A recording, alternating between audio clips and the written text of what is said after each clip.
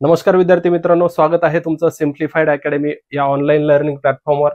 मी Balaji सुर्णे, simplified चालू घडामोडी diary या पुस्तकाचा लेखक। आपण 36व्या अंकावर लेक्चर सिरीज बघतोय टॉपिक वाईज।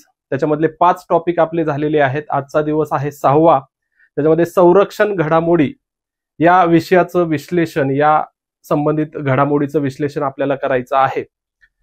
तर आजचं जे संरक्षण घडामोडी आहे त्याच्यामधलं पहिली न्यूज आपली आहे एरो इंडिया 2025। हा आशियातील सर्वात मोठा अवकाश आणि संरक्षण प्रदर्शन सोहळा आहे। तर त्या संबंधित न्यूज आहे आपली। आशियातील हा सर्वात मोठा अवकाश आणि संरक्षण प्रदर्शन आहे। महत्वाची न्यूज आहे। दर 2 वर्षांनी ही प्रदर्शन होत असतं। तर ह्याची 15वी आवृत्ती जी आहे ती 10 ते 14 फेब्रुवारी 2025 दरम्यान येलहंका हवाई दल तळ बेंगळुरू येथे पार पडलेली आहे।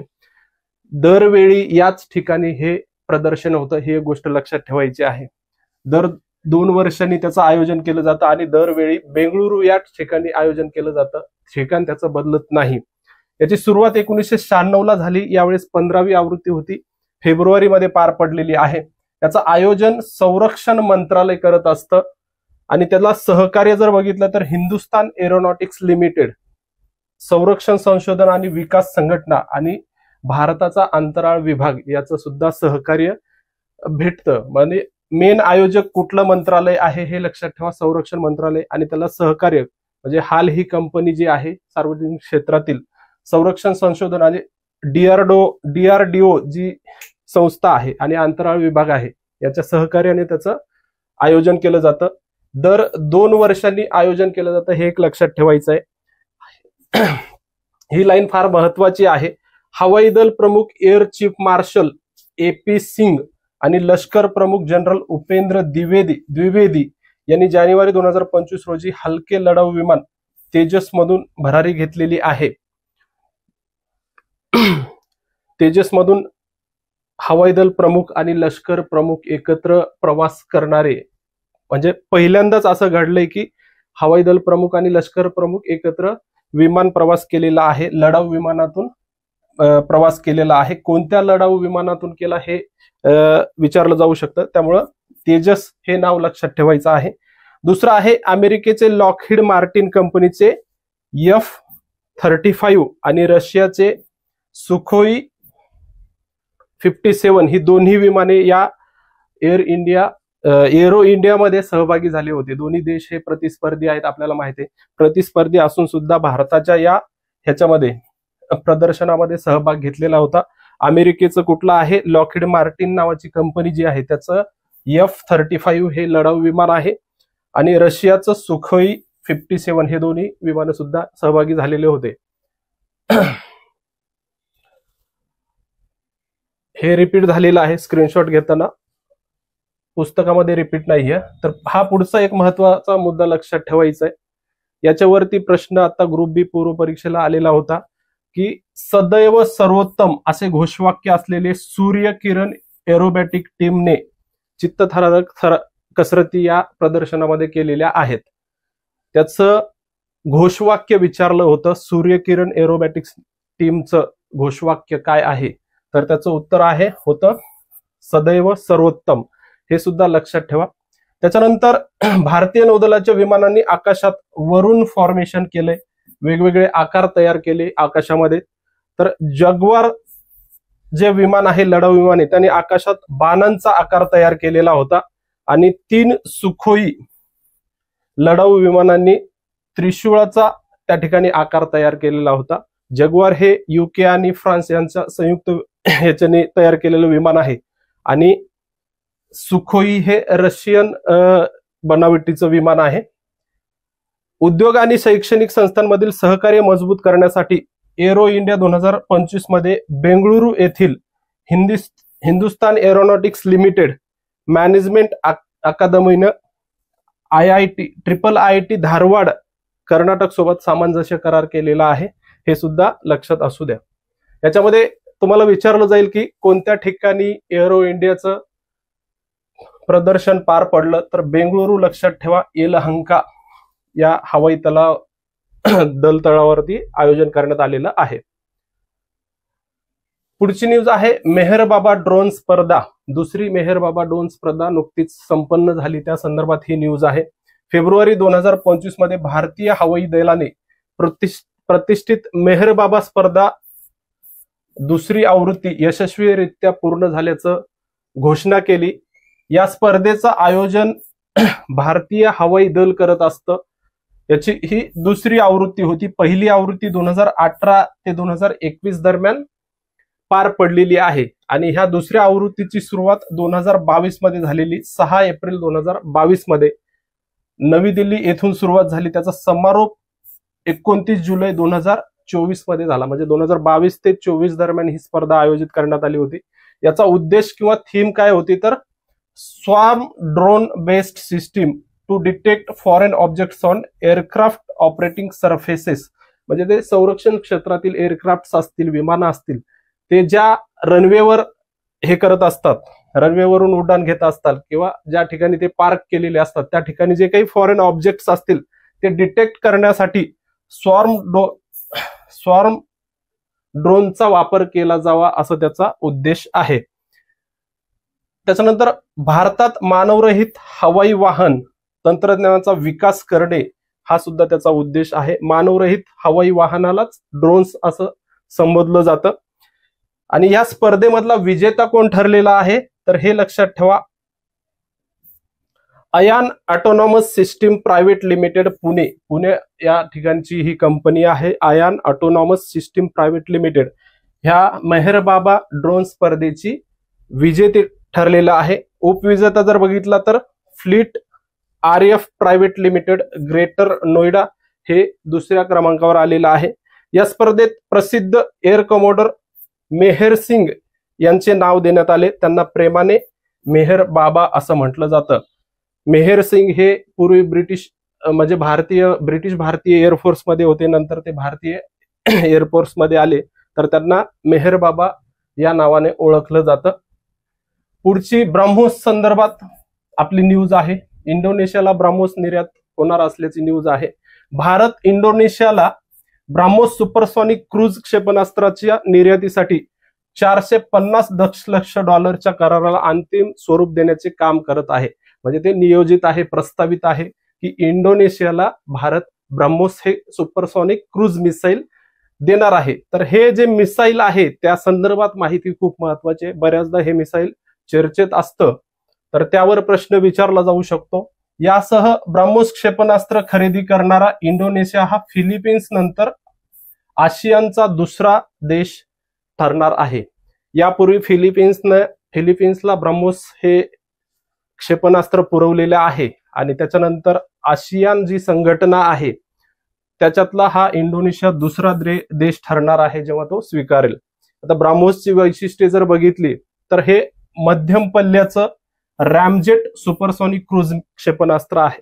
रॅमजेट आणि स्क्रॅमजेट हे इंजिनाचा भाग असतो किंवा रॅमजेट इंजिन किंवा स्क्रॅमजेट इंजिन हे तुम्ही जर वाचलेलं असेल तर रॅमजेट म्हणजे काय, जे हवेतील ऑक्सिजनचा आपले इंजिन किंवा ऊर्जा ज्वलित करण्यासाठी हवेतील ऑक्सिजनचा जो वापर करतात त्याला रॅमजेट असं म्हटलं जातं किंवा त्याला एअर ब्रीदिंग टेक्नॉलॉजी असं सुद्धा म्हटलं जातं. हे जे मिसाईल आहे ते पाणबुड्या, जहाजे, लढाऊ विमानांमधून डागता येते. पाणबुडीमधून पण डागता येतं, जहाजावरून पण डागता येतं आणि लढाऊ विमानांवरून सुद्धा हे विमान डागता येतं. त्याची निर्मिती ब्रह्मोस एरोस्पेसने केलेली आहे. हा मुद्दा लक्षात ठेवायचा आहे. भारत आणि रशियाची ही संयुक्त कंपनी आहे ब्रह्मोस एरोस्पेस. त्याच्या मार्फत हे ब्रह्मोस क्षेपणास्त्र विकसित केलं जातं. प्रश्न येऊ शकतो की ब्रह्मोस हे क्षेपणास्त्र भारताने कोणत्या देशाच्या मदतीने तयार केलंय तर त्याचं उत्तर असणार आहे रशिया. भारताच्या DRDO, भारताची जी प्रमुख संरक्षण क्षेत्रातील कंपनी आहे DRDO, आणि रशियाची NPO मशिनोस्ट्रोयेनिया ह्या दोन कंपन्यांचा हा संयुक्त उपक्रम आहे ब्रह्मोस एरोस्पेस. रशियाच्या P-800 ओनिक्स या क्षेपणास्त्रावर आधारित या ब्रह्मोसचा विकास करण्यात आलेला आहे. त्याचं नामकरण हे सुद्धा महत्वाचं आहे. 2 नद्यांच्या नावावरून त्याचं नामकरण झालंय. भारतातली ब्रह्मपुत्रा नदी आणि रशियातली मॉस्कोवा नदी या दोन नद्यांच्या नावाचा संगम करून ब्राह्मोस हे नाव घेतलेलं आहे. 2016 मध्ये भारत क्षेपणास्त्र तंत्रज्ञान नियंत्रण व्यवस्थेचा किंवा MTCR चा सदस्य झाल्यानंतर या क्षेपणास्त्राची मारक क्षमता वाढवण्यात आली. याच्यापूर्वी 300 किलोमीटरची मर्यादा होती, पण भारत 2016 मध्ये MTCR या व्यवस्थेचा भाग झालेला आहे. हा कुठलाही करार नसून 1987 ला एक उभारण्यात आलेली व्यवस्था आहे. त्याच्यावर भारताने 2016 मध्ये स्वाक्षरी केली. त्याच्यानंतर ब्राह्मोस या क्षेपणास्त्राचा पल्ला वाढवण्याचा निर्णय घेण्यात आला. त्याचा सुरुवातीचा जर पल्ला बघितला तर 290 किलोमीटर एवढा पल्ला होता आणि त्याची एक्सटेंडेड किंवा अपग्रेडेड केलेल्या आवृत्तीचा जर पल्ला बघितला तर 450 ते 500 किलोमीटर असा ब्रह्मोस या क्षेपणास्त्राचा पल्ला आहे. परीक्षेच्या दृष्टिकोनात महत्वाचं आहे. ब्रह्मोसचे वैशिष्ट्य लक्षात ठेवा. सगळ्यात महत्वाची हे भारत आणि रशियाचा संयुक्त उपक्रम आहे, दोघांनी विकसित केला. या दोन नद्यांच्या नामकरणातून करण्यात आलेला आहे. ब्रह्मपुत्रा भारतातली, मॉस्कोवा रशियातली नदी आहे. त्याच्यानंतर ह्याचा पल्ला लक्षात ठेवायचा आहे, 290 किमी आहे. ज्या नवीन आवृत्त्या येत आहेत, विकसित होत आहेत, त्या 450 ते 500 किलोमीटरच्या त्याची रेंज असणार आहे. हे पण महत्वाची न्यूज आहे. एकूण 2 युद्धनौका आणि 1 पाणबुडीचं उद्घाटन किंवा नौदलाकडे सुपूर्द करण्यात आलेले आहेत किंवा त्या कार्यान्वित झालेल्या आहेत. मुंबईतील नेव्हल डॉकयार्ड येथे 15 जानेवारी 2025 रोजी पंतप्रधान नरेंद्र मोदी यांच्या हस्ते INS सुरत, INS निलगिरी या 2 युद्धनौका आणि INS वाघशीर ही पाणबुडी त्या ठिकाणी नौदलाकडे सुपूर्द करण्यात आली. INS सुरत बद्दल सुरुवातीला माहिती बघायची असेल तर गुजरातच्या सुरत या शहराच्या नावावरून नामकरण करण्यात आलं. पहिल्यांदा पोरबंदर नाव प्रस्तावित होतं, नंतर सुरत हे नाव फायनल करण्यात आलेलं आहे. प्रोजेक्ट 15B अंतर्गत या युद्धनौकेची निर्मिती करण्यात आली. स्टेल्थ विनाशिका किंवा डिस्ट्रॉयर वर्गातील ही 4थी युद्धनौका आहे. स्टेल्थ टेक्नॉलॉजी तुम्हाला जर माहिती असेल तर जे आपले दुश्मन असतात त्यांच्या युद्धनौकेत किंवा ह्याच्यामध्ये जे काही रडार असतं त्या रडारात कॅप्चर न होणे त्याला स्टेल्थ टेक्नॉलॉजी म्हटलं जातं. विनाशिका म्हणजेच डिस्ट्रॉयर आहे ही या विनाशिका वर्गातील 4थी युद्धनौका आहे. आणि हे सगळ्यात महत्वाची लाईन आहे की AI ने सुसज्ज असलेली ही भारतातील पहिली युद्ध नौका आहे. म्हणजे कृत्रिम बुद्धिमत्तेने सुसज्ज असलेली भारतातील पहिली युद्ध नौका कोणती असा प्रश्न विचारला जाऊ शकतो, तर त्याचं उत्तर असणार आहे INS सुरत. सर्वात वेगाने तयार करण्यात आलेली सुद्धा ही पहिली युद्ध नौका आहे. केवळ 31 महिन्यामध्ये ही युद्ध नौका बांधण्यात आली. याची डिझाईन कोणी तयार केली तर वॉरशिप डिझाईन ब्युरो, भारतीय नौदलाच्या वॉरशिप डिझाईन ब्युरोने तयार केलेला आहे. त्याची बांधणी Mazagon dock ship builders Mumbai यांनी केलेला आहे. आता याची लांबी 163 मीटर आहे, रुंदी 17.4 मीटर आहे, वजन 7400 टन आणि वेग 30 नॉट्स आहेत. ही आकडेवारी एवढी विचारली जाईल असं वाटत नाही. काही महत्वाचे मुद्दे आहेत तेवढे लक्षात ठेवण्याचा प्रयत्न करा. लांबी लक्षात ठेवा, याचा वेग लक्षात ठेवा, वजन एक लक्षात ठेवा. त्याच्यानंतर हे सगळ्यात महत्वाचं मी तुम्हाला सांगितलंय की AI ने सुसज्ज असलेली ही पहिली युद्धनौका आहे. AI आधारित कॉम्बॅट मॅनेजमेंट सिस्टीमद्वारे शत्रूच्या हालचालीवर बारकाईने लक्ष ठेवू शकते. 2011 मध्ये 4 युद्धनौकाच्या बांधकामाचा करार करण्यात आला होता. याच्या आधी INS Visakhapatnam, INS Mormugao, INS Imphal या युद्धनौका या कॅटेगरीमधील या श्रेणीला म्हणजे INS सुरत जी आहे ती विशाखापट्टणम श्रेणीतली आहे.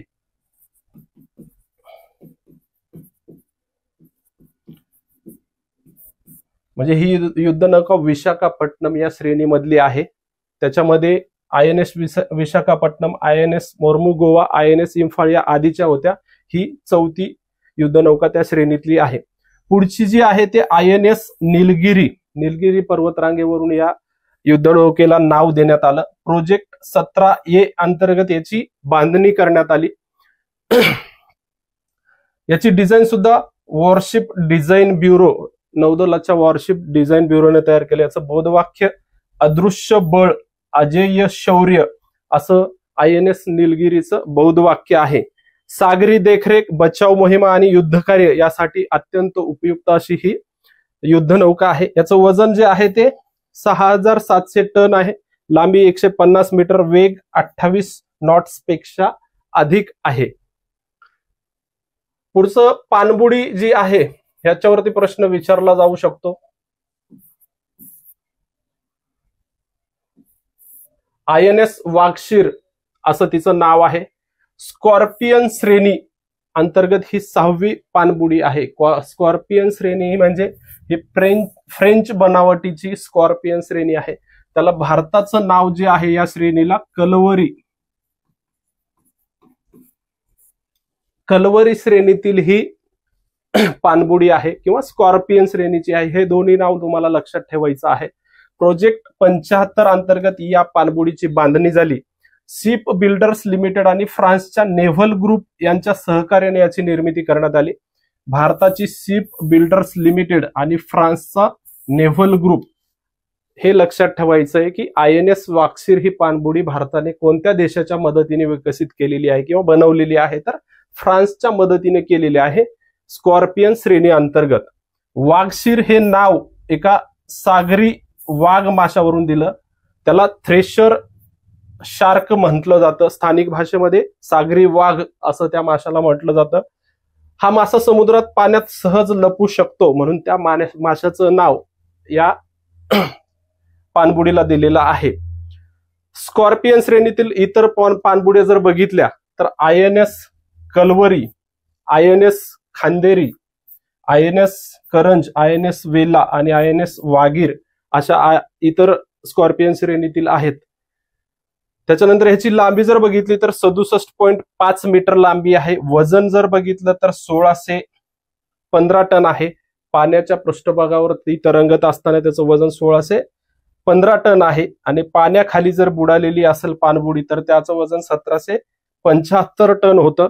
त्याची गती 20 ते 25 नॉट्स एवढी गती आहे. ठीक आहे. पुढची न्यूज जी आहे ती अत्यंत महत्वाची आहे. आर्मी डे परेड महाराष्ट्रामध्ये पुणे शहरामध्ये हा परेड पार पडलेला आहे. पहिल्यांदाच महाराष्ट्रात आयोजन झालं. दरवर्षी जे 15 जानेवारीला लष्कर दिन साजरा केला जातो त्या दिवशी एक आर्मी डे परेड एक आयोजन केलं जातं. त्याची 77वी आवृत्ती पुणे शहरामध्ये पार पडलेली आहे. पुणे या ठिकाणी दक्षिण कमांडचं मुख्यालय आहे. लष्कराचे जे विविध कमांड आहेत त्याचं दक्षिण कमांड जे आहे त्याचं मुख्यालय पुणे या ठिकाणी आहे. त्यामुळं पुण्याला आर्मी डे परेडचं आयोजन करण्यात आलं. त्याची थीम लक्षात ठेवायची आहे, समर्थ भारत सक्षम सेना असं या वर्षीच्या आर्मी डे परेडची थीम होती. दिल्ली बाहेर आर्मी डे परेड आयोजित करण्याची ही 3री वेळ आहे. आतापर्यंत फक्त दिल्लीला हे परेड व्हायचं, पण याच्यापूर्वी 2023 मध्ये पहिल्यांदाच बेंगळुरू येथे आयोजन करण्यात आलं. दिल्लीच्या बाहेर पहिल्यांदा बेंगळुरू या ठिकाणी 75वी आवृत्ती होती ती. कर्नाटकमध्ये बेंगळुरू या ठिकाणी आयोजित केलं. 2024 मध्ये लखनौ, उत्तर प्रदेशातील लखनौ या ठिकाणी 76वी आवृत्ती आयोजित करण्यात आली. आणि आता दिल्लीच्या बाहेर 3ऱ्यांदा पुण्यामध्ये आयोजित करण्यात आली. आणि दक्षिण कमांडच्या नेतृत्वाखाली परेड आयोजित करण्याची ही 2री वेळ होती. पहिल्यांदा बेंगळुरू या ठिकाणी करण्यात आली. बेंगळुरू हे सुद्धा दक्षिण कमांडच्या अंतर्गत येतं. दक्षिण कमांडच्या नेतृत्वाखाली पुण्यात 2ऱ्यांदा ही परेड झालेली आहे. आता हे परेड का आयोजित केली जाते त्याची पार्श्वभूमी जर बघितली तर 1949 15 जानेवारी,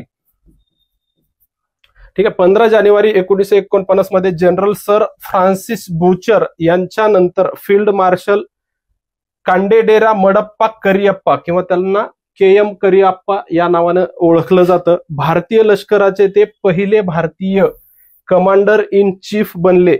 त्या स्मरणार्थ हा दिवस लष्कर दिन म्हणून साजरा केला जातो 15 जानेवारीला.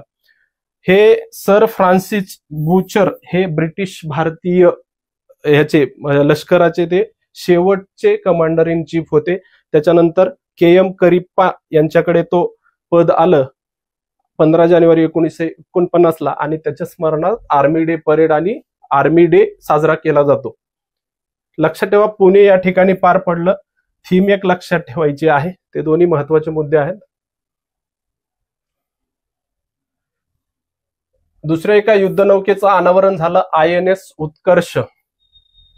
लार्सन अँड टुब्रो किंवा शॉर्ट फॉर्म मध्ये L&T या नावानेच ती कंपनी ओळखली जाते.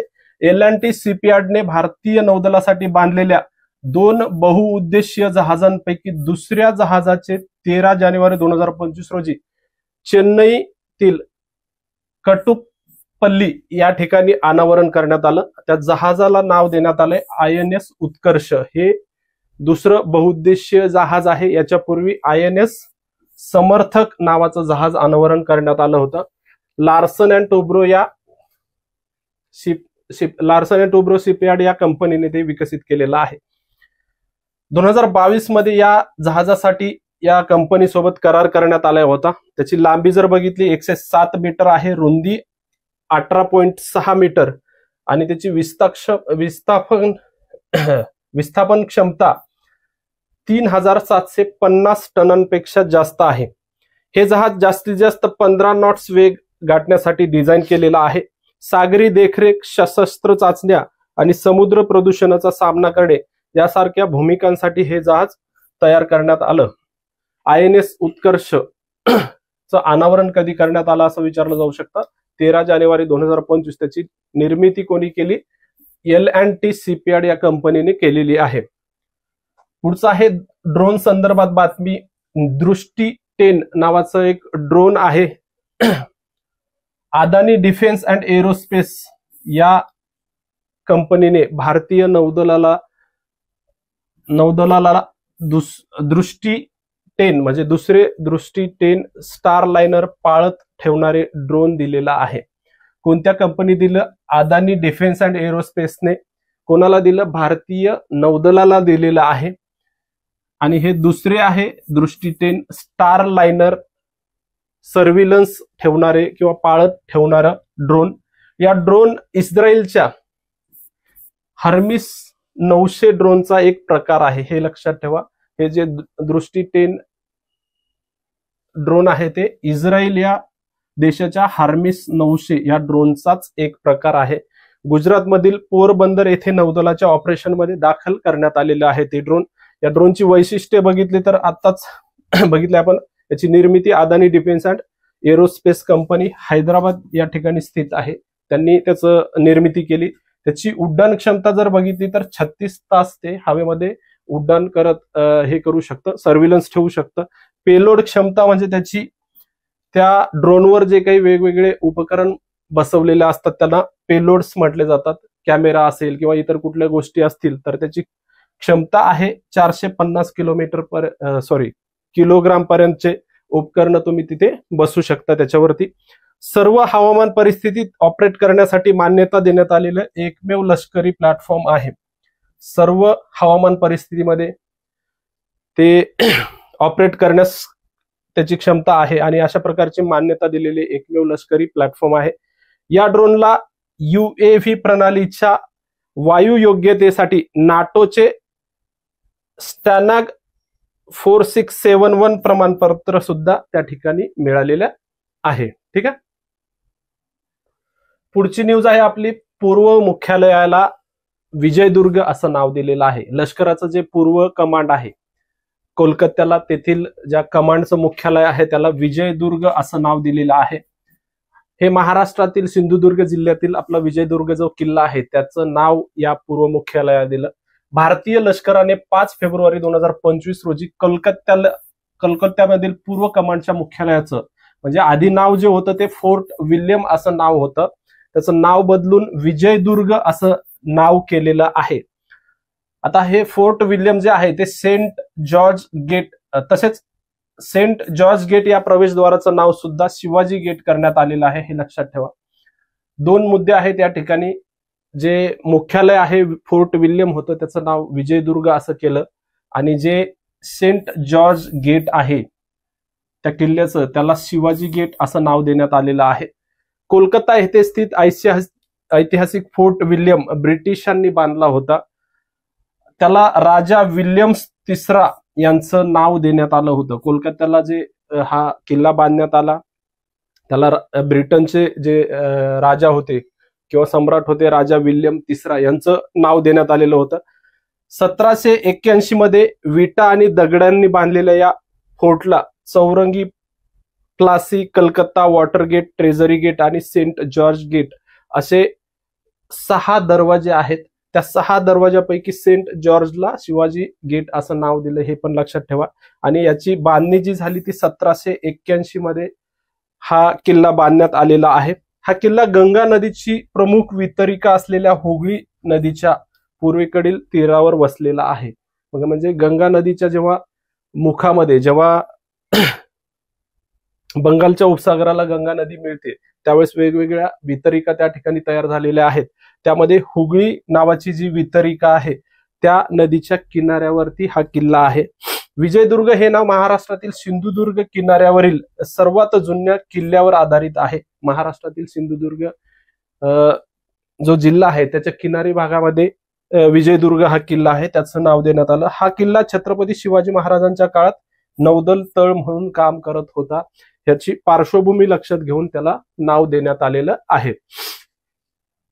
पुढची न्यूज आहे भार्गवास्त्र सूक्ष्म क्षेपणास्त्र प्रणाली संदर्भात त्याची यशस्वी चाचणी करण्यात आली, त्याबद्दल बघूयात आपण. भारताने जानेवारी 2025 मध्ये ड्रोन धोक्यांना तोंड देण्यासाठी डिझाईन केलेल्या भार्गवास्त्र या पहिल्या स्वदेशी सूक्ष्म क्षेपणास्त्र प्रणालीची चाचणी केली. कशासाठी महत्वाचं आहे ते तर ड्रोन धोक्यांना तोंड देण्यासाठी.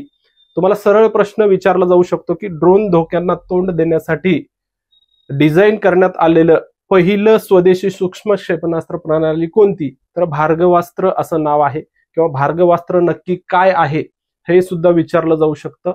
तर ड्रोन धोक्यांना तोंड देण्यासाठी एक क्षेपणास्त्र, सूक्ष्म क्षेपणास्त्र प्रणाली आहे, हे लक्षात ठेवा.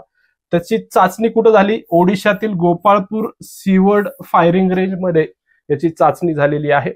भारतीय सैन्यासाठी विकसित करण्यात येत असलेल्या नवीन सूक्ष्म क्षेपणास्त्र प्रणालीने 2.5 किमीच्या पलीकडे असलेल्या आभासी लक्ष्यावर यशस्वीरित्या मारा केलेला आहे. म्हणजे 2.5 किलोमीटर पर्यंत जे आभासी लक्ष्य ठेवण्यात आलं होतं त्याच्यावरती मारा या सूक्ष्म क्षेपणास्त्र प्रणालीने केलेला आहे. आता जगभरात जे काही युद्ध घडतायत, इस्रायल इराण असेल किंवा युक्रेन रशिया असेल, तर ड्रोनचा खूप मोठ्या प्रमाणात हे होतंय, वापर होतोय. किंवा आता भारत आणि पाकिस्तानचा जो काही संघर्ष झालेला आहे त्याच्यामध्ये छोटे छोटे ड्रोन्स वापरून हल्ले करण्याचा प्रयत्न झालाय. तर त्यासाठी हे फार महत्वाचं आहे. नाव लक्षात ठेवा, भार्गवास्त्र. ही प्रणाली 6 किलोमीटरपेक्षा जास्त अंतरावर असलेल्या लहान ड्रोनना देखील शोधण्यास सक्षम आहे. म्हणजे याचा पल्ला जवळपास 6 किलोमीटरच्या आसपास आहे किंवा 6 किलोमीटरच्या त्यापेक्षाही जास्त असलेल्या अंतरावरच सुद्धा ड्रोन हाणून पाडण्याची क्षमता या प्रणालीमध्ये आहे. यातून एकाच वेळी 64 सूक्ष्म क्षेपणास्त्रे डागता येतात आणि ड्रोन पाडले जातात. एकाच वेळी एकूण लक्षात घ्या संख्या 64 सूक्ष्म क्षेपणास्त्र डागले जातात. इकॉनॉमिक एक्सप्लोजिव्ह लिमिटेड द्वारे विकसित ही प्रणाली मोबाईल प्लॅटफॉर्मवर बसवली जाते. ही प्रणाली कोणी विकसित केली तर इकॉनॉमिक एक्सप्लोजिव्ह लिमिटेड या कंपनीने ही भार्गवास्त्र प्रणाली विकसित केलेली आहे.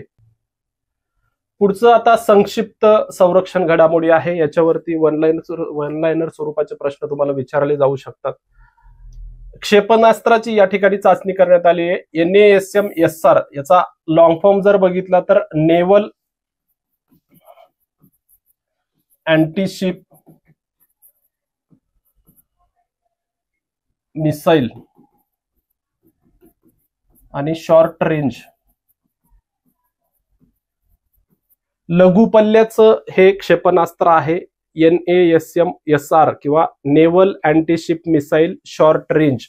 संरक्षण संशोधन आणि विकास संघटनेने म्हणजेच DRDOने आणि भारतीय नौदलाने, DRDO प्लस भारतीय नौदल ह्या दोघांनी 26 फेब्रुवारी 2025 रोजी ओडिशातील चांदीपूर येथील एकात्मिक चाचणी श्रेणीवरून पहिल्या नौदल जहाज विरोधी क्षेपणास्त्राच्या उड्डाण चाचण्या यशस्वीरित्या पार पडलेल्या आहेत.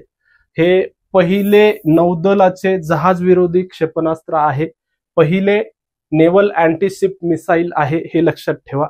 त्याची चाचणी ओडिशामध्ये चांदीपूर या ठिकाणी पार पडली. त्याचा विकास DRDOने केला आणि ते नौदलासाठी आहे.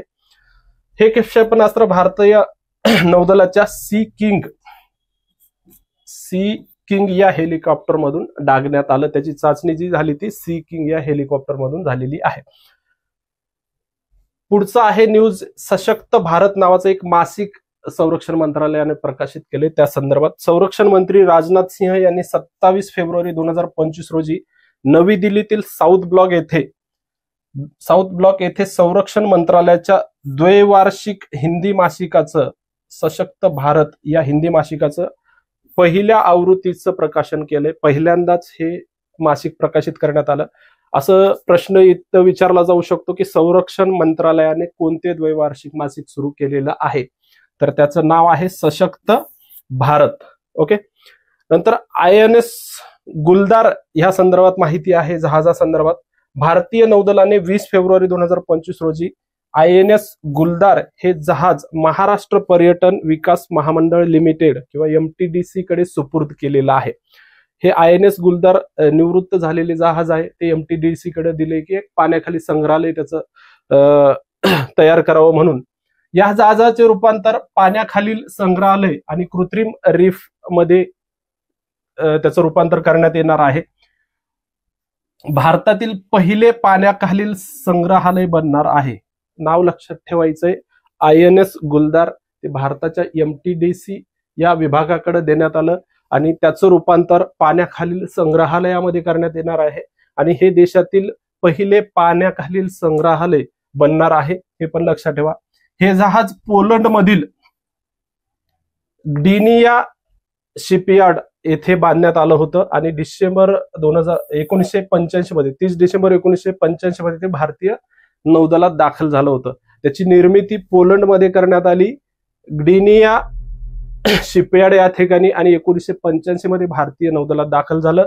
अंदमान निकोबार कमांड मध्ये पुनर्स्थापित होण्यापूर्वी हे जहाज 1985 ते 95 पर्यंत पूर्व नौदल कमांड अंतर्गत त्याचा भाग होता आणि 2024 मध्ये हे जहाज निवृत्त झालं. 85 ला कार्यान्वित झालं होतं, 24 ला 12 जानेवारी 2024 ला हे जहाज निवृत्त झालेलं आहे.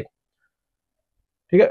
पुढची आहे न्यूज. बॉर्डरमेन मॅरेथॉन 2025 संदर्भात सीमा सुरक्षा दलाच्या म्हणजे बॉर्डर सिक्युरिटी फोर्स किंवा आपण BSF म्हणून त्यांना ओळखतो, सीमा सुरक्षा दलाच्या पंजाब फ्रंटियरने 23 फेब्रुवारी 2025 रोजी अमृतसरमध्ये सीमा लोकसंख्येशी हात मिळवणी या थीमसह बॉर्डरमेन मॅरेथॉन 2025 आयोजित केली होती आणि या स्पर्धेमध्ये 5000पेक्षा जास्त जण सहभागी झालेले होते.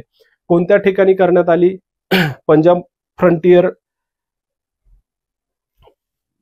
फ्रंटियर BSFचं जी युनिट आहे त्यांनी अमृतसर या ठिकाणी हे आयोजित केलं होतं. त्याची थीम होती सीमा लोकसंख्येशी हात मिळवणी किंवा hand in hand with border population.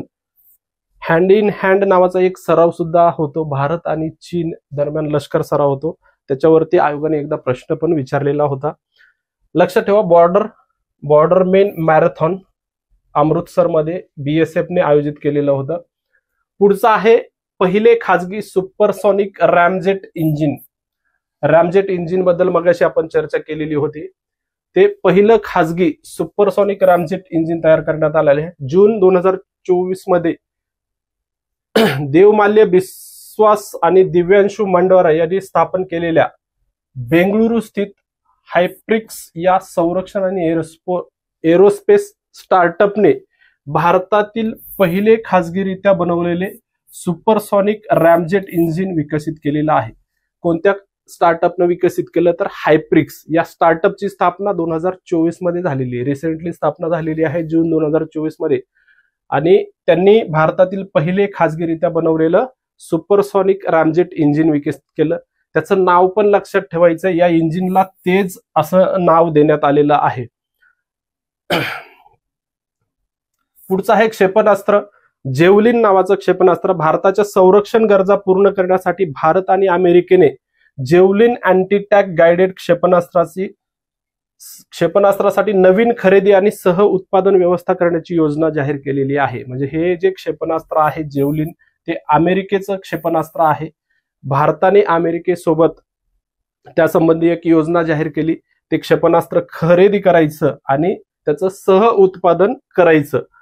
नाव लक्षात ठेवा, जेवलिन क्षेपणास्त्र भारत कोणत्या देशाकडून ऍक्वायर करणार आहे किंवा घेणार आहे, तर ते आहे अमेरिका. हे अँटी टँक ग्लायडेड क्षेपणास्त्र आहे, गायडेड क्षेपणास्त्र आहे, म्हणजे रणगाडा विरोधी मार्गदर्शक क्षेपणास्त्र आहे. हे क्षेपणास्त्र अमेरिकन संरक्षण कंपन्या रेथिऑन आणि लॉकहीड मार्टिन यांनी विकसित केलेलं आहे. रेथिऑन आणि लॉकहीड मार्टिन या दोन कंपन्यांनी त्याचा विकास केला. पुढचं सुद्धा क्षेपणास्त्राशी संबंधित न्यूज आहे. ग्रेव हॉक नावाचं क्षेपणास्त्र आहे. रशियाच्या क्षेपणास्त्र हल्ल्यांना तोंड देण्यासाठी युक्रेनने ग्रेव हॉक या हायब्रिड जमिनीवरून हवेत मारणारी क्षेपणास्त्र प्रणाली विकत घेतलेली आहे. तर ग्रेव हॉक या क्षेपणास्त्राशी संबंधित प्रश्न आला तर कोणी विकत घेतलं? युक्रेननं घेतलं. ते कोणाकडून घेतलं? तर युनायटेड किंगडमने विकसित केलेली ही प्रणाली आहे. हे क्षेपणास्त्र आहे युनायटेड किंगडम कडून हे विकत घेतलेलं आहे. ते कमी अंतराच्या धोक्यांना, विशेषतः वेगाने हलणाऱ्या हवेतील वस्तूंना लक्ष्य करण्यास सक्षम आहे. ग्रेव्हॉक क्षेपणास्त्र युक्रेननं युके कडून घेतलंय, एवढं लक्षात ठेवा. ब्राह्मोस एनजी क्षेपणास्त्र, ब्राह्मोस संदर्भात आपण सगळी माहिती बघितलेली आहे, पण हे नवीन आहे. एनजी म्हणजे काय? New generation. तर ब्राह्मोसचं पुढील आवृत्ती न्यू जनरेशन ब्राह्मोस एनजी या पुढील पिढीतील सुपरसॉनिक क्रूज क्षेपणास्त्राची पहिली उड्डाण चाचणी 2026 मध्ये घेण्यात येणार असून त्याचं उत्पादन 2027-28 मध्ये सुरू होईल अशी माहिती आहे. म्हणजे ते अजून विकासाधीन आहे, म्हणजे विकास पूर्ण झालेला नाही त्याचा. 2026 मध्ये त्याची पहिली चाचणी होण्याची शक्यता आहे आणि उत्पादन त्याचं 2027-28 मध्ये होणार आहे. ब्राह्मोस पेक्षा हे हलके, लहान आणि अधिक कॉम्पॅक्ट असणार आहे. त्याचं वजन 1.6 टन, लांबी 6 मीटर, त्याचा पल्ला 290 किलोमीटर, वेग 3.5 मॅक आणि तसेच सुखोई 30 MKI आणि LCA तेजस या विमानांवर ते तैनात केले जाणार आहे. त्याच्यानंतर पुढचं R-37M हे क्षेपणास्त्र आहे. रशियाने भारताला जगातील सर्वोत्तम हवेतून हवेत मारा करणाऱ्या क्षेपणास्त्रापैकी एक असलेल्या R-37M क्षेपणास्त्र देऊ केलेला आहे. म्हणजे R-37M सध्या चर्चेत असलेलं R-37M हे क्षेपणास्त्र कोणत्या देशाने विकसित केलेलं आहे असा प्रश्न विचारला जाऊ शकतो, किंवा कोणत्या देशाने भारताला देऊ केलेलं आहे असं सुद्धा विचारलं जाऊ शकतं. तर रशियाने हे क्षेपणास्त्र भारताला देऊ केलेलं आहे. हवेतून हवेत मारा करणाऱ्या आहे, म्हणजे विमानातून, लढाऊ विमानावर किंवा जे अंतराळ ह्याच्यात हवेमध्ये जे काही अदर ऑब्जेक्ट्स असतील, ड्रोन्स वगैरे, त्याच्यावर हल्ला करण्यासाठी सक्षम आहे. R-37M हे शत्रूच्या लढाऊ विमानांना आणि ड्रोनला दृश्य श्रेणीच्या पलीकडे, बियॉन्ड व्हिज्युअल रेंज म्हणजे दृश्य श्रेणीच्या पलीकडे लक्ष्य करण्यासाठी डिझाईन करण्यात आलेलं आहे. पुढचं आहे Pinaka rocket launcher system. Pinaka rocket launcher या प्रणाली संदर्भात न्यूज आहे. भारताने फ्रान्सला स्वदेशी विकसित पिनाका मल्टीबॅरल रॉकेट लॉन्चर सिस्टीम देऊ केलेली आहे. भारताने फ्रान्सला ही रॉकेट सिस्टीम किंवा ही प्रणाली देऊ केलेली आहे. भारतीय लष्करासाठी संरक्षण संशोधन आणि विकास संघटनेने हे विकसित केलेलं आहे, DRDOने. या प्रणालीचा आर्मेनिया हा पहिला परदेशी ग्राहक आहे. याच्यापूर्वी भारताने आर्मेनियाला ही रॉकेट प्रणाली दिली. कारगिल युद्धादरम्यान याचा वापर पहिल्यांदा करण्यात आला होता. त्याचा पल्ला 60 ते 75 किलोमीटर आहे. एवढं लक्षात ठेवायचंय. पिनाका रॉकेट लॉन्चर सिस्टीम भारताने कोणत्या देशाला देऊ केलेली आहे? तर फ्रान्सला देऊ केलेली आहे. याच्या पूर्वी आर्मेनिया या देशाला दिलं होतं. आर्मेनिया याचा पहिला परदेशी ग्राहक ठरलेला आहे. दुसरा आहे शहीद बघेरी युद्धनौका. इराण रिव्होल्युशनरी गार्ड्सने आपल्या पहिल्या ड्रोन वाहक युद्धनौकेचे नुकतेच उद्घाटन केलेलं आहे. युद्धनौकेवर ड्रोनसाठी 80 मीटर लांब धावपट्टी असून ती 22,000 सागरी मैलापर्यंत प्रवास करू शकते. शहीद बाघेरी असे या युद्धनौकेचे नाव आहे. आपण आतापर्यंत बघत असतो की ज्या विमानवाहू नौका वेगवेगळ्या देशांनी अनावरण केलेल्या असतात, पण हे ड्रोन वाहक युद्धनौका आहे. जे ड्रोन असतात, आत्मघाती ड्रोन असतात, जे उडून ज्या टार्गेटच्या ठिकाणी जाऊन त्याचा स्फोट होतो, त्या प्रकारचे किंवा जे काही इतर ड्रोन्स असतील, सर्व्हेलन्स ड्रोन वगैरे, त्याचं संबंधित ही पहिली युद्धनौका इराणने त्या ठिकाणी अनावरण केलेलं आहे, त्याचं उद्घाटन केलेलं आहे. नाव लक्षात ठेवायचे, शहीद बघेरी ही युद्धनौका आहे. पुढची प्रणाली आहे VSHORAD प्रणालीच्या चाचण्या करण्यात आला. त्याला संरक्षण संशोधन आणि विकास संघटनेने म्हणजे DRDOने 1 फेब्रुवारी 2025 रोजी ओडिशाच्या किनाऱ्यावरील चांदीपूर येथील very short range air defence प्रणालीच्या सलग 3 उड्डाण चाचण्या घेतलेल्या आहेत. याचा लॉंग फॉर्म काय आहे? Very short range air defence system. तर त्या प्रणालीच्या 3 चाचण्या घेण्यात आल्या. कोणत्या ठिकाणी घेण्यात आल्या? तर ओडिशातील चांदीपूर या ठिकाणी घेण्यात आला. ही एक मॅन पोर्टेबल हवाई संरक्षण प्रणाली आहे, जी रिसर्च सेंटर इमारत या कंपनीने आणि इतर DRDO प्रयोगशाळाच्या सहकार्याने स्वदेशी पद्धतीने डिझाईन आणि विकसित केलेली आहे. रिसर्च सेंटर इमारत असंच या कंपनीचं नाव आहे. त्याची जास्तीत जास्त मारक क्षमता 8 किलोमीटर आहे आणि ते 4.5 किमी उंचीवरील लक्ष्यांना मारा करू शकतं. पुढची न्यूज आहे 3D प्रिंटिंग मशीनचे अनावरण करण्यात आलं. कोणी केलं? DRDO आणि IIT हैदराबाद यांनी रॉकेटच्या घटकांसाठी भारतातील सर्वात मोठ्या धातूच्या 3D प्रिंटिंग मशीनचे अनावरण केलेलं आहे. ही मशीन IIT हैदराबाद येथील DRDO industry academia centre of excellence येथे विकसित करण्यात आलेले आहे. कोणी केलं हे लक्षात ठेवा. फक्त DRDO आणि IIT हैदराबाद किंवा DRDOने कोणत्या संस्थेच्या मदतीनं रॉकेटच्या घटकांसाठी भारतातील सर्वात मोठ्या धातूच्या 3D प्रिंटिंग मशीनचं अनावरण केलं असं विचारलं जाऊ शकतं. तर IIT हैदराबादने केलेलं आहे. पुढची एक प्रणाली आहे संजय नावाची, संजय BSS प्रणाली. संरक्षण मंत्री राजनाथ सिंह यांनी 24 जानेवारी 2025 रोजी नवी दिल्ली येथून Sanjay the battlefield surveillance system या प्रणालीला हिरवा झेंडा दाखवलेला आहे. तर BSS चा लॉंग फॉर्म काय? The battlefield surveillance system. Rajnath Singh यांनी 24 जानेवारी 2025 रोजी त्याला हिरवा झेंडा दाखवला. ही प्रणाली भारतीय लष्कर आणि भारतीय इलेक्ट्रॉनिक्स लिमिटेड यांनी संयुक्तपणे विकसित केलेली आहे. भारतीय लष्कर आणि भारत इलेक्ट्रॉनिक्स लिमिटेड यांनी संयुक्तपणे विकसित केलं. नाव लक्षात ठेवायचं, त्याचं नाव आहे संजय. तर बॅटलफील्ड सर्व्हेलन्स सिस्टीम आहे किंवा युद्धभूमीचं जे पाळत प्रणाली आहे त्याला मराठीत तसं म्हटलं जाऊ शकतं. पुढचं आहे INS सर्वेक्षक जहाज. भारतीय नौदलाच्या INS सर्वेक्षकने मॉरिशसमध्ये 25,000 चौरस नॉटिकल मैल क्षेत्र व्यापून हायड्रोग्राफिक सर्वेक्षणचा अंतिम टप्पा पूर्ण केलेला आहे. कोणतं जहाज आहे? भारतीय नौदलाचं INS सर्वेक्षक हे जहाज कोणत्या ठिकाणी केलं हायड्रोग्राफिक सर्वेक्षण? मॉरिशस या ठिकाणी केले. जवळपास 25,000 चौरस नॉटिकल मैल या प्रदेशामध्ये, या क्षेत्रामध्ये हे केलेलं आहे. मॉरिशस हे मदागास्करच्या पूर्वेला स्थित हिंदी महासागरातील एक बेट राष्ट्र आहे. त्याचे क्षेत्रफळ 2040 चौरस किलोमीटर आहे. त्याची राजधानी पोर्ट लुईस आहे. INS सर्वेक्षक हे भारतीय नौदलाचे जलविज्ञान संरक्षण जहाज आहे. तुम्हाला प्रश्न या ठिकाणी कसा विचारला जाऊ शकतो की भारताच्या कोणत्या जहाजाने मॉरिशसमध्ये हायड्रोग्राफिक सर्वेक्षणचा अंतिम टप्पा पूर्ण केलेला आहे? तर त्याचं उत्तर असणार आहे मॉरिशस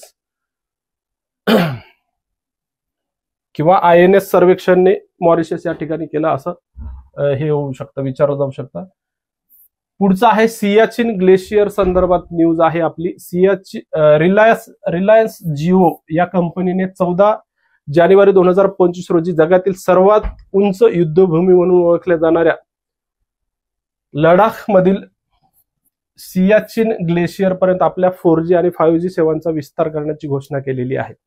कोणती कंपनी आहे? रिलायन्स जिओ. त्यांनी लडाख या ठिकाणी जी जगातील सर्वात उंच स्थानी असलेली युद्धभूमी आहे, सियाचीन ग्लेशियर पर्यंत 4G आणि 5G सेवांचा विस्तार करण्याची घोषणा केली.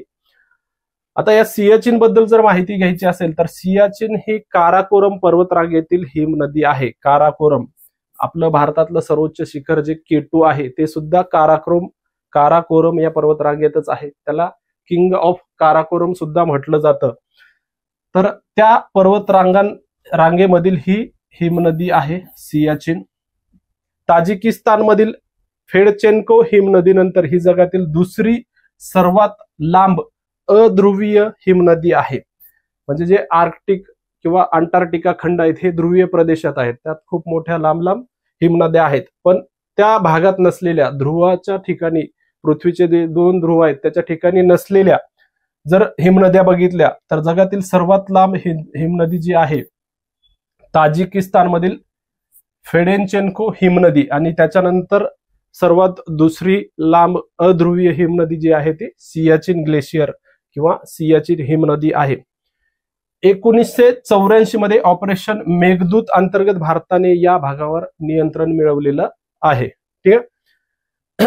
पुढचं जी न्यूज आहे आपली नेपच्यून क्षेपणास्त्रासंबंधात आहे. युक्रेनच्या सुरक्षा सेवा आणि नौदलाने रशियाच्या रोस्तोव प्रदेशातील दारुगोळा डेपोवर हल्ला करण्यासाठी या क्षेपणास्त्राचा वापर केलेला आहे. त्याचं नाव आहे नेपच्यून क्षेपणास्त्र. नेपच्यून क्षेपणास्त्र कोणत्या देशाशी संबंधित आहे किंवा कोणत्या देशाद्वारे वापरलं जातं असं सुद्धा विचारलं जाऊ शकतं. युक्रेनद्वारे त्याचा वापर केला जातो. R360 नेपच्यून हे युक्रेनियन निर्मित सबसोनिक क्रूज क्षेपणास्त्र आहे. हे रशियन KH-35 क्षेपणास्त्रावर आधारित असून त्याचा नाटो AS-20 कायाक म्हणून ओळखले जातं. आता लक्षात ठेवायचं आहे की हे नेपच्यून जे आहे ते युक्रेन निर्मित आहे आणि ते रशियाच्या KH-35 या क्षेपणास्त्रावर आधारित आहे. पण या क्षेपणास्त्राला नाटो एक वेगळ्या नावानं संबोधतं. त्याचं नाव आहे AS-20 कायक या नावानं ओळखलं जातं नाटोद्वारे. पुढची न्यूज आहे नाग MK2 क्षेपणास्त्र संदर्भात.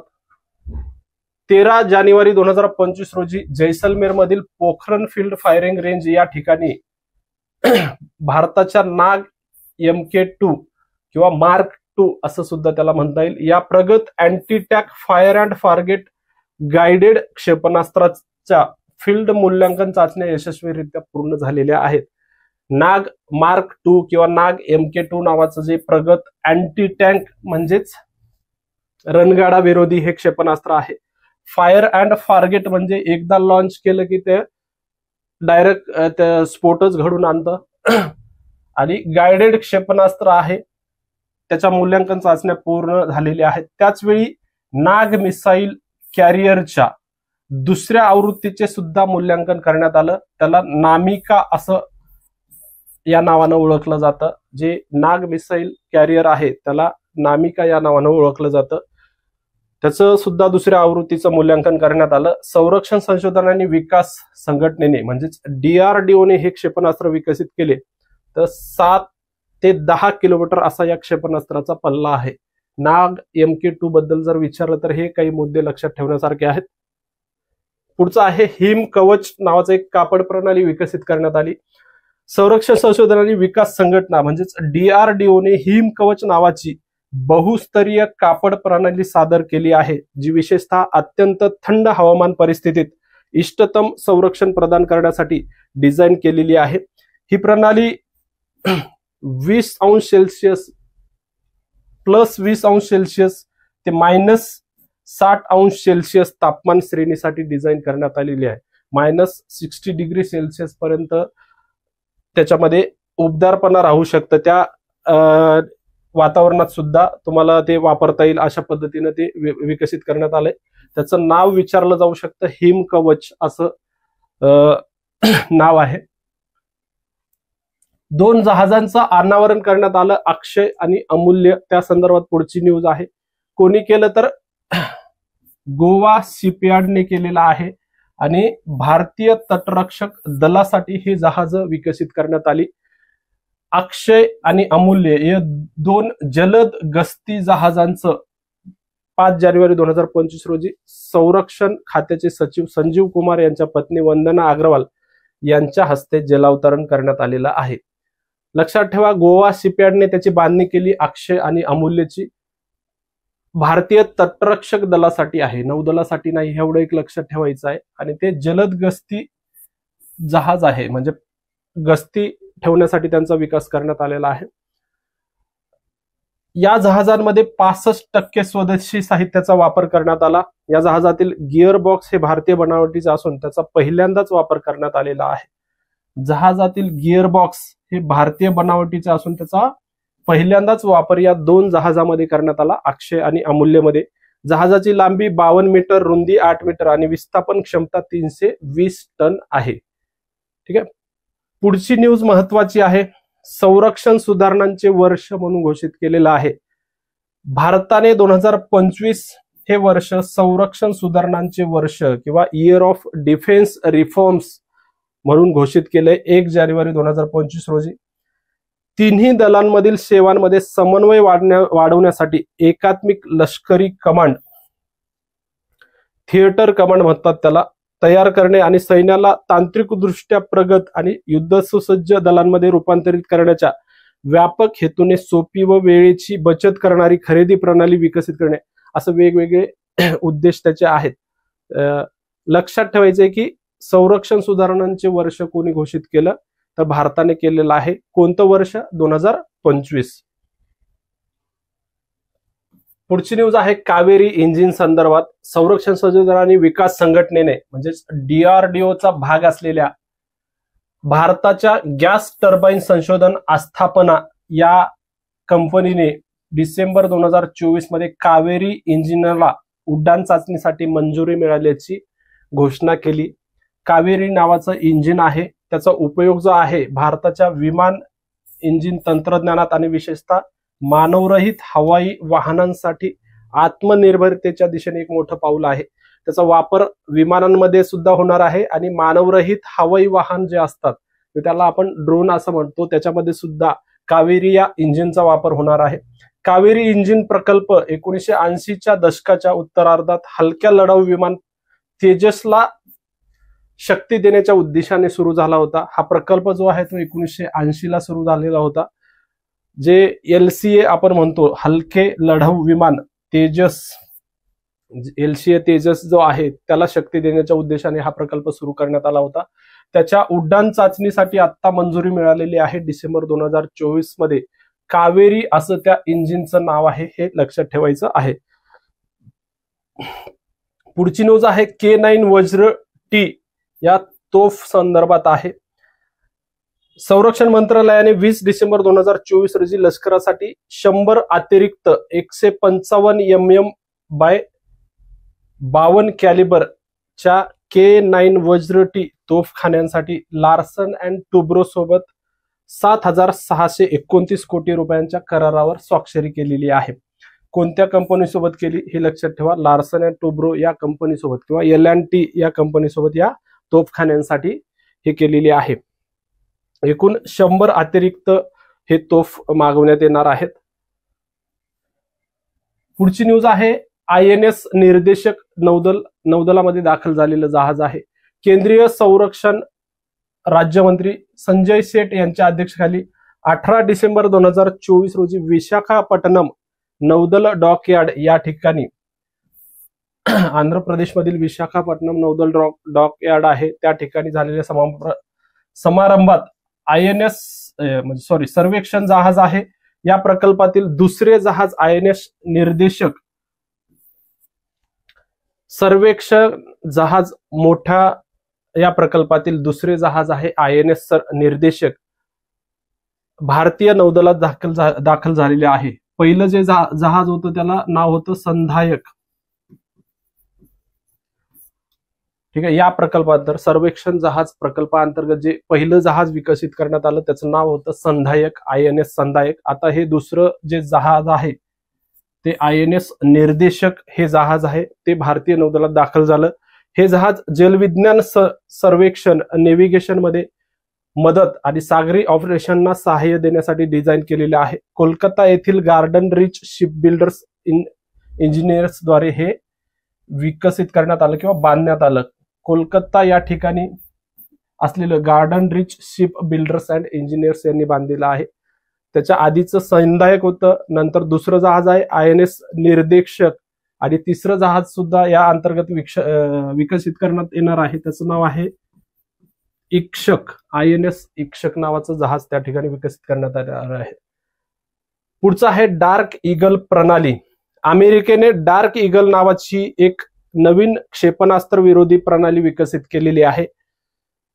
ही अमेरिकेने विकसित केलेली एक लांब पल्ल्याची हायपरसोनिक अँटी क्षेपणास्त्र प्रणाली आहे. क्षेपणास्त्र विरोधी प्रणाली आहे जी हवेत शत्रूच्या क्षेपणास्त्रांना रोखण्यास सक्षम आहे. त्याची ऑपरेशनल रेंज अंदाजे 2775 किलोमीटर पेक्षा जास्त आहे. तुम्हाला डायरेक्ट प्रश्न विचारला जाऊ शकतो की डार्क ईगल ही क्षेपणास्त्र विरोधी प्रणाली कोणत्या देशाची आहे, तर अमेरिकेची आहे, हे लक्षात ठेवा. पुढची जलदूत नावाचं जहाज आहे, त्याच्या संदर्भात न्यूज आहे. कोलकाता स्थित गार्डन रिच शिप बिल्डर्स इंजिनियर्सने 4 डिसेंबर 2025 रोजी विशाखापट्टणम येथील DRDOच्या नौदल विज्ञान आणि तंत्रज्ञान प्रयोगशाळेला जलदूत हे मानवरहित सरफेस व्हेसल सुपूर्द केलेला आहे. सर्वेक्षण आणि दळणवळण मोहिमेसाठी हे जहाज विकसित करण्यात आलेलं आहे. तुम्हाला प्रश्न विचारला जाऊ शकतो की सर्वेक्षण आणि दळणवळण मोहिमेसाठी कोणतं जहाज विकसित करण्यात आलं, तर त्याचं नाव आहे जलदूत. हे जहाज कोलकात्याला त्याचा विकास झाला. विशाखापट्टणम या ठिकाणी त्याचं नौदल विज्ञान आणि तंत्रज्ञान प्रयोगशाळेला सुपूर्द करण्यात आलं. पुढचं सबल 20 नावाचं एक लॉजिस्टिक ड्रोन आहे, त्या संदर्भात न्यूज आहे. पूर्व क्षेत्रात तैनातीसाठी IIT कानपूर मधील एन्ड्युअर एअर सिस्टीम्स कडून खरेदी केलेले सबल 20 लॉजिस्टिक ड्रोन डिसेंबर 2024 रोजी भारतीय लष्कराला मिळालेला आहे. आता हे विकसित कोणी केलं हे लक्षात ठेवा. IIT कानपूर मधील एक कंपनी आहे एन्ड्युअर एअर सिस्टीम्स यांनी ते विकसित केलेलं आहे. सबल 20 लॉजिस्टिक ड्रोन आहे, भारतीय लष्कराला ते सुपूर्द केलं. हे व्हेरिएबल पिच तंत्रज्ञानावर आधारित एक इलेक्ट्रिक मानवरहित हेलिकॉप्टर असून 20 किलो पर्यंतचे पेलोड नेण्यास सक्षम आहे. पुढची न्यूज आहे INS तुशील या जहाजासंदर्भात आहे. त्याचं कार्यान्वित झालेलं आहे हे जहाज. संरक्षण मंत्री राजनाथ सिंह यांनी 9 डिसेंबर 2024 रोजी रशियातील कॅलिनिनग्राड येथील यंतर शिपयार्ड या ठिकाणी INS तुशील हे भारतीय नौदलाची नवीन multi role stealth guided missile frigate कार्यान्वित केली. हे लक्षात ठेवा, आतापर्यंत जे आपण बघितले ते भारतामध्येच कुठे ना कुठे ते अनावरण केलेले आहेत. हे जहाज मात्र रशियामध्ये अनावरण करण्यात आलं. त्या ठिकाणी अपग्रेडसाठी ते पाठवण्यात आलेलं होतं. रशियातील कॅलिनिनग्राड या ठिकाणी असलेलं यंतर शिपयार्ड या ठिकाणी त्याचं अनावरण झालेलं आहे. INS तुशील हे प्रोजेक्ट 1135.6 अंतर्गत अपग्रेड केलेले क्रिवाक 3 या श्रेणीचं जहाज आहे. या श्रेणीतील हे 7वे जहाज आहे. ठीक आहे. पुढची आपली न्यूज आहे भारत आणि UK मध्ये भागीदारी झाली, त्या संदर्भात आपली पुढची न्यूज आहे. भारत आणि युनायटेड किंगडम यांनी भारतीय नौदलासाठी इलेक्ट्रिक प्रोपल्शन सिस्टीमच्या डिझाईन आणि विकासावर सहकार्य करण्यासाठी स्टेटमेंट ऑफ इंटेंटवर स्वाक्षरी केलेली आहे. तुम्हाला या ठिकाणी प्रश्न कसा विचारला जाईल, भारताने कोणत्या देशासोबत भारतीय नौदलासाठी इलेक्ट्रिक प्रोपल्शन सिस्टीमच्या डिझाईन आणि विकासावर सहकार्य करण्यासाठी करार केला, तर त्याचं उत्तर असणार आहे युनायटेड किंगडम या देशासोबत करार केलेला आहे. पुढचा आहे एकलव्य नावाचा एक डिजिटल प्लॅटफॉर्म त्या ठिकाणी सुरू करण्यात आल्या, त्या प्लॅटफॉर्म संदर्भात आहे. 28 नोव्हेंबर 2024 रोजी लष्कर प्रमुख जनरल उपेंद्र द्विवेदी यांनी अधिकाऱ्यांच्या प्रशिक्षणासाठी म्हणजे लष्करातील जे अधिकारी असतील त्यांच्या प्रशिक्षणासाठी एकलव्य हे डिजिटल व्यासपीठ किंवा डिजिटल प्लॅटफॉर्म सुरू करण्यात आलेलं आहे. हे व्यासपीठ भारतीय लष्कराच्या डेकेड ऑफ ट्रान्सफॉर्मेशन आणि तंत्रज्ञान अवशोषणाचे वर्ष 2024 या उपक्रमाशी संरक्षित आहेत किंवा त्या उपक्रमाशी अलाइन करण्यात आलेले आहेत. डिकेड ऑफ ट्रान्सफॉर्मेशन हे भारतीय लष्कराचा उपक्रम आहे किंवा 2024 हे वर्ष तंत्रज्ञान अवशोषणाचे वर्ष म्हणून त्या ठिकाणी साजरं करण्यात आलं. त्या दोन उपक्रमाचा हे एकलव्य डिजिटल प्लॅटफॉर्म हे भाग आहे, हे या ठिकाणी लक्षात ठेवायचं आहे. पुढची न्यूज आहे, पुढचे आपले जे न्यूज आहेत त्या लष्कर सरावासंदर्भात आहेत.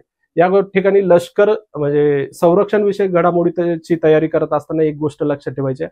आतापर्यंत या टॉपिकवरती जे काही प्रश्न विचारलेले आहेत ते बऱ्यापैकी एक 70 ते 80% प्रश्न हे लष्कर सरावासंदर्भात प्रश्न आलेले आहेत.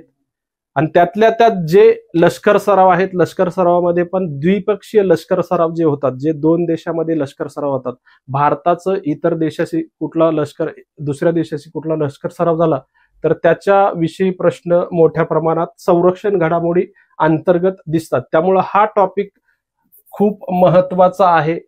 संरक्षण घडामोडी अंतर्गत हे मिस करू नका. ह्यातल्या पण कुठल्या न्यूजवर फोकस करायचं हे पण मी तुम्हाला सांगणार आहे. आता सागर कवच सराव आहे. पहिल्यांदा सागर कवच सराव झाला. भारतीय तटरक्षक दलाचा हा सराव आहे.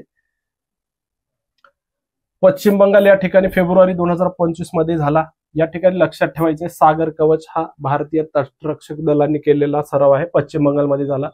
पुढचा आहे धर्मा गार्डियन. हे महत्वाचं आहे. धर्मा गार्डियन सराव भारत जपान यांचा संयुक्त लष्कर सराव आहे. तुम्हाला सरळ प्रश्न विचारला जाईल की भारताने धर्मा गार्डियन नावाचा सराव कोणत्या देशासोबत आयोजित केला होता, तर जपान या देशासोबत आयोजित केला होता. ही पुढची जी माहिती आहे ती खूप कमी शक्यता आहे त्याच्यावर प्रश्न विचारण्याची, येणार नाही अशातला भाग नाही, प्रश्न त्याच्यावर विचारला जाऊ शकतो. पण सगळ्यात जास्त पॉसिबिलिटी या ठिकाणी असते की एकतर तुम्हाला त्या सरावाचं नाव विचारलं जाईल किंवा भारताने कोणत्या देशासोबत तो सराव आयोजित केला हे विचारलं जाईल. त्याच्यामुळे हे दोन गोष्टी कधीच विसरायच्या नाहीत तुम्ही अभ्यास करत असताना. धर्मा गार्डियन हे जपान सोबत आयोजित केलेलं आहे. त्याची 6वी आवृत्ती होती. माउंट फुजी जपान या ठिकाणी त्याचं आयोजन झालेलं होतं. फेब्रुवारी ते मार्च 2025 दरम्यान त्याचं आयोजन करण्यात आलेलं होतं. आता पुढची न्यूज आहे, पुढचा जी सराव आहे तो जल थल रक्षा सराव 2025 असा आहे. भारतीय लष्कराचा सराव होता. भारतीय लष्कर आपल्या ह्याच्यामध्ये बेट द्वारका गुजरात या ठिकाणी हा सराव आयोजित केलेला होता. फेब्रुवारी 2025 मध्ये हा सराव झाला. 11 infantry division Ahmedabad, 31 infantry brigade Jamnagar, coast guard आणि मरीन पोलीस यांच्या मदतीनं हा सराव पार पडलेला आहे. पुढचा आहे कोमोडो सराव 2025 बहुराष्ट्रीय नौदल सराव आहे, ज्या ठिकाणी अनेक देशांनी त्या ठिकाणी सहभाग घेतलेला होता. बाली इंडोनेशिया या ठिकाणी पार पडलेले आहे. तुम्हाला देश या ठिकाणी विचारले जाणार नाहीत कारण बरेच देश त्या ठिकाणी सहभागी झालेले असतात. तुम्हाला सरळ प्रश्न विचारला जाऊ शकतो की कोमोडो सराव 2025 कोणत्या ठिकाणी पार पडला किंवा कोणत्या देशाने आयोजन केलेला आहे, तर बाली इंडोनेशिया या ठिकाणी तो सराव पार पडलेला आहे. फेब्रुवारी 2025 मध्ये पार पडला. इंडोनेशियाने आयोजन केलं. भारत सुद्धा या सरावात सहभागी झालेला होता. भारताचं INS शार्दूल जहाज आणि P-8I हे विमान या सरावात सहभागी झालेलं होतं. पुढची जो सराव आहे तो विंग्ड रेडर सराव असं त्याचं नाव आहे. भारतीय लष्कर प्लस हवाई दल या दोन दलांनी हा सराव आयोजित केलेला होता. फेब्रुवारी 2025 मध्ये बेंगळुरू, कर्नाटकमधील बेंगळुरू या ठिकाणी हा सराव पार पडलेला आहे. जनरल उपेंद्र द्विवेदी यांनी LCA तेजस मध्ये हवाई दल प्रमुख AP सिंग यांच्यासोबत उड्डाण केलेलं आहे. पहिली जेव्हा न्यूज बघितली होती त्याच्यामध्ये आपण हे वाचलेलं आहे. जनरल उपेंद्र द्विवेदी यांनी LCA तेजस या ह्याच्यामधून संयुक्त उड्डाण केलेलं आहे. पहिल्यांदाच असं घडलंय की हवाई दल प्रमुख आणि लष्कर प्रमुख हे पहिल्यांदाच एका विमानातून उड्डाण केलेलं आहे. ते विमान विचारलं जाऊ शकतं तर तेजस हे लढाऊ विमान आहे, हे लक्षात ठेवा. स्वदेशी लढाऊ विमानातून दोन्ही दलांचे प्रमुख एकत्र उड्डाण करण्याची ही पहिलीच वेळ आहे. त्यामुळं त्या अनुषंगाने हा मुद्दा फार महत्वाचा ठरतो या ठिकाणी. पुढचा आहे सायक्लोन 3 सराव. हे सुद्धा महत्वाचं आहे. हा द्विपक्षीय संयुक्त सराव आहे. भारताने इजिप्त या देशासोबत हा सराव आयोजित केलेला होता. महाजन फील्ड फायरिंग रेंज, जैसलमेरच्या जवळ महाजन फील्ड फायरिंग रेंज आहे राजस्थानमध्ये, त्या ठिकाणी हा सराव फेब्रुवारी 2025 मध्ये पार पडलेला आहे. तारखा नाही लक्षात ठेवला तरी चालतील, कालावधी लक्षात ठेवा फक्त, कोणत्या महिन्यात पार पडला, कोणत्या ठिकाणी पार पडला. पण हे सगळ्यात जास्त महत्वाचं आहे, कोणत्या देशासोबत आणि सरावाचं नाव काय आहे. पुढे आहे एम्फेक्स 2025. भारताचा हा सर्वात मोठा द्वैवार्षिक त्रिसेवा सराव आहे. त्रिसेवा म्हणजे भारताचं लष्कर आलं, हवाई दल आलं आणि नौदल आलं, असं तिन्ही दलांचा जेव्हा समावेश असतो त्याला त्रिसेवा असं म्हटलं जातं. कारवार कर्नाटक या ठिकाणी हा एम्फेक्स नावाचा सराव जो आहे तो पार पडलेला आहे. फेब्रुवारी 2025 मध्ये त्याचं आयोजन करण्यात आलं होतं. भारतीय लष्कर, नौदल आणि हवाई दल या तीन सर्व्हिसेसचा त्या ठिकाणी सहभाग होता. भारतीय लष्कराच्या सुदर्शन चक्र कॉर्प्स ने या ठिकाणी भाग घेतलेला होता. पुढचा ट्रॉपेक्स 2025 सराव आहे. ट्रॉपेक्सचा लॉंग फॉर्म काय आहे तर थिएटर लेव्हल ऑपरेशनल एक्सरसाइज. भारतीय नौदलाचा हा द्वैवार्षिक सराव आहे. हिंदी महासागर क्षेत्रामध्ये हा सराव झाला. जानेवारी ते मार्च 2025 असा त्याचा कालावधी होता. याच्यामध्ये नौदल, लष्कर, हवाई दल आणि तटरक्षक दल या 4 दलांनी सहभाग घेतलेला होता. पुढचं फार महत्वाचं आहे एकुवेरिन हा सराव. या प्रश्न येऊन गेलेला आहे सरळ सेवेला एकदा. एकुवेरिन सराव हा जो आहे तो मालदीव सोबत आयोजित केला जातो. मालदीव सोबत आयोजित केला जाणारा हा लष्कर सराव आहे. 13वी आवृत्ती होती. फेब्रुवारी 2025 मध्ये पार पडला. मालदीव या ठिकाणी हा सराव पार पडलेला आहे. धिवे ही तेथील जी स्थानिक भाषा आहे, धिवे ही मालदीव मधील, त्याचा अर्थ होतो एकुवेरिनचा मित्र. लक्षात ठेवा, एकुवेरिन हा सराव कोणत्या देशासोबत आयोजित केला जातो असं विचारलं जाऊ शकतं, तर मालदीव या देशासोबत आयोजित केलं जाऊ शकतं. यावर्षी मालदीव या ठिकाणी हे करण्यात आलं. ऑपरेशन सर्द हवा म्हणून पुढचा सराव आहे. सीमा सुरक्षा दलाचा सराव आहे. BSFचा हा सराव आहे. तुम्हाला सरळ प्रश्न विचारला जाऊ शकतो या ठिकाणी की ऑपरेशन सर्द हवा हा सराव कोणत्या दलाने आयोजित केला होता. मग त्या ठिकाणी तुम्हाला हवाई दल, लष्कर, एअरफोर्स किंवा तटरक्षक दल असे ऑप्शन दिले जाऊ शकतात. त्यामुळे सीमा सुरक्षा दल, BSF किंवा इतर जे काही हे असतील दल त्याचा त्या ठिकाणी हे असू शकतं. कुठं पार पडला तर पश्चिम राजस्थान, पाकिस्तानच्या सीमेवरती पश्चिम राजस्थान या ठिकाणी हा सराव पार पडलेला आहे जानेवारी 2025 मध्ये. पुढचा सराव आहे ला पेरोज. ला पेरोज सराव हा 9 देशांचा नौदल सराव आहे. फ्रान्सने आयोजित केला हे लक्षात ठेवायचं आहे. ला पेरोज नावाचा नौदल सराव कोणत्या देशाने आयोजित केला असं विचारलं जाऊ शकतं. त्याची 4थी आवृत्ती होती. हिंदी महासागर आणि पॅसिफिक महासागर दरम्यान मलक्का, सुंडा आणि लोम्बोकोची सामरिक समुद्रधुनी, मलक्काची समुद्रधुनी प्रसिद्ध आहे. त्याच्यानंतर सुंडा आणि लोम्बोकची समुद्रधुनी या ठिकाणी त्याचं आयोजन करण्यात आलं. जानेवारी 2025 मध्येच पार पडलेला आहे. त्याच्यामध्ये भारताचा सुद्धा सहभाग होता. भारताचं कुठलं जहाज त्या ठिकाणी सहभागी झालं असं सुद्धा विचारलं जाऊ शकतं. त्यामुळं INS मुंबई हे लक्षात ठेवायचं आहे. सहभागी देशांचा विचार जर केला तर Australia, Canada, France, Bharat, Indonesia, Malaysia, Singapore, UK आणि अमेरिका असे एकूण 9 देश या ठिकाणी सहभागी झालेले होते. पुढचा आहे डेव्हिल स्ट्राईक सराव. भारतीय लष्कर, हवाई दल आणि विशेष दलांचा हा सराव आहे. जानेवारी 2025 मध्ये राजस्थान या ठिकाणी पार पडला. या ठिकाणी ठिकाण महत्वाचं आहे. डेव्हिल स्ट्राईक सराव कोणत्या ठिकाणी पार पडला तर राजस्थानमध्ये पार पडला. हे महत्वाचं आहे. ज्या ठिकाणी मी स्टार करतोय ते महत्वाचे आहेत, हे लक्षात घ्या. वरुण 2025 हा सराव जो आहे तो भारत आणि फ्रान्स नौदलाचा सराव आहे.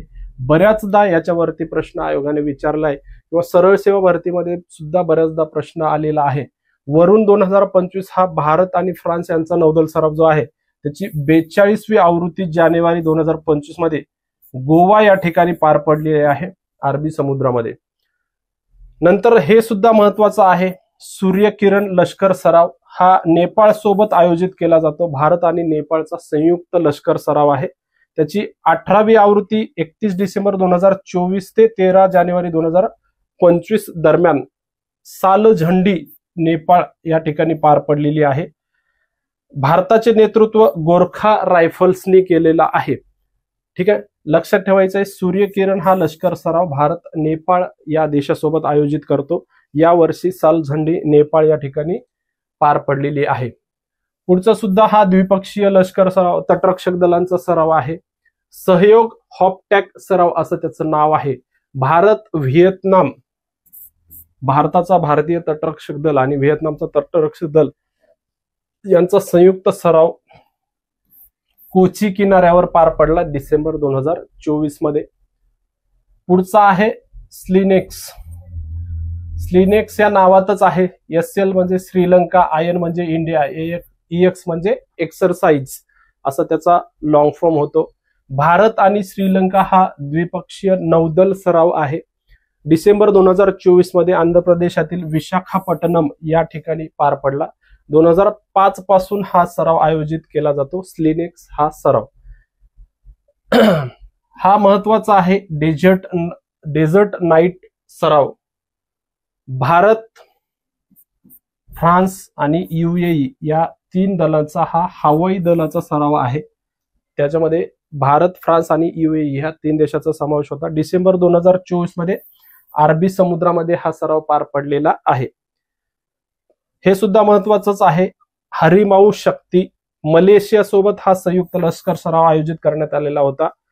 4थी आवृत्ती होती डिसेंबर 2024 मध्ये. बेटॉंग कॅम्प, पहांग जिल्हा, मलेशिया या देशामध्ये हा सराव पार पडलेला आहे. हरिमाऊ शक्ती कोणत्या देशासोबत आयोजित केला होता? हरिमाऊ शक्ती हा लष्कर सराव कोणत्या देशासोबत आयोजित केला होता असा प्रश्न विचारला जाऊ शकतो. त्याचं नाव आहे मलेशिया.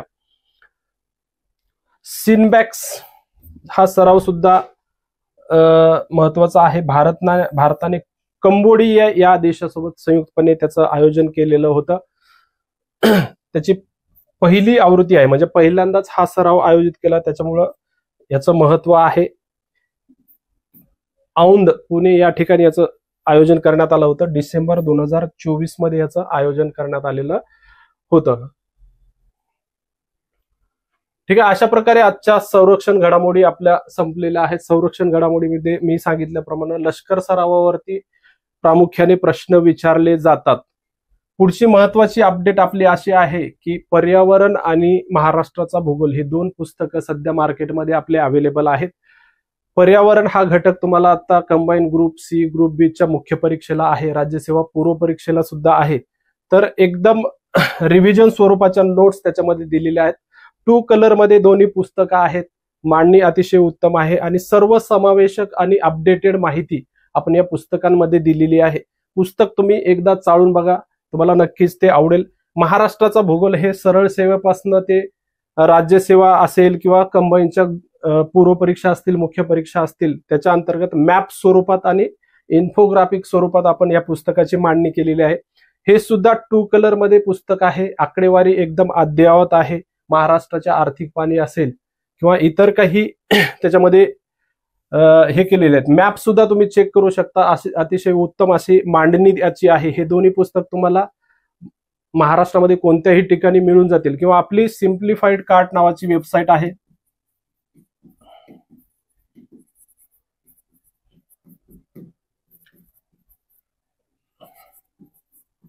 ठीक आहे, www.simplifiedcart.com ही आपली पब्लिकेशनची वेबसाईट आहे. त्यामुळं ट्रस्टवर्दी आहे, असं दुसरं कोणी पाठवणार नाही. आम्ही स्वतः हे पुस्तकं तुमच्यापर्यंत पोहोचू. या वेबसाईटवरून जरी मागवलं तरी तुम्हाला चांगल्या सवलतीच्या दरात ते भेटून जातील. तर हे 2 पुस्तकं सुद्धा तुम्ही चाळून पाहू शकता. ठीक आहे, आज आपण संरक्षण घडामोडी बघितल्यात. पुन्हा पुढची जी आपली टॉपिक असणार आहे तो अंतरिक्ष घडामोडीचा असणार आहे. पुन्हा भेटूया पुढच्या व्हिडिओमध्ये. थँक्यू.